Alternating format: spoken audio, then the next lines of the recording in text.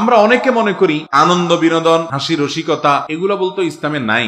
ইসলামে শুধু নামাজ কালাম আছে, রোজা আছে, জাকাত আছে, হজ আছে, ওয়াজ শোনো, ওয়াজ করো, গুরু গম্ভীর জিনিসপত্র আছে। আমাদের দুনিয়াতে বেঁচে থাকার জন্য একটু হাসি, একটু বিনোদন, একটু খেলা, একটু আনন্দ, এগুলোর দরকার আছে না নাই?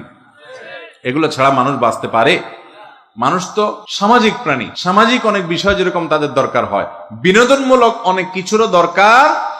সেই বিনোদনের সকল ব্যবস্থা ইসলামে আছে। অমুসলমানের কাছ থেকে ধার করে কোনো কালচার বা সংস্কৃতি আনার দরকার নেই। মুসলমানের নিজস্ব সংস্কৃতি স্বয়ং সম্পূর্ণ। যেমন আমাদের প্রিয় নবী সাল্লাল্লাহু আলাইহি ওয়াসাল্লাম, তিনি কবিতা আবৃত্তি করার জন্য অনুমতি দিতেন। তিনি নিজেও কবিতা আবৃত্তি করেছেন। খন্দকের যুদ্ধের সময়, পরীক্ষা খনন করার সময়, মসজিদে নববী নির্মাণের সময়, হুনাইনের যুদ্ধের সময় তিনি কবিতা আবৃত্তি করেছেন। আনান নাবিয়্যু লা কাযিব আনা ইবনু আব্দুল মুত্তালিব আল্লাহুম্মা গফিরলিল আল্লাহুম্মা লা আইশা ইল্লা আল আখিরা ফাগফির লিল আনসারি ওয়াল মুহাজিরা। এগুলো নবীজির কবিতা।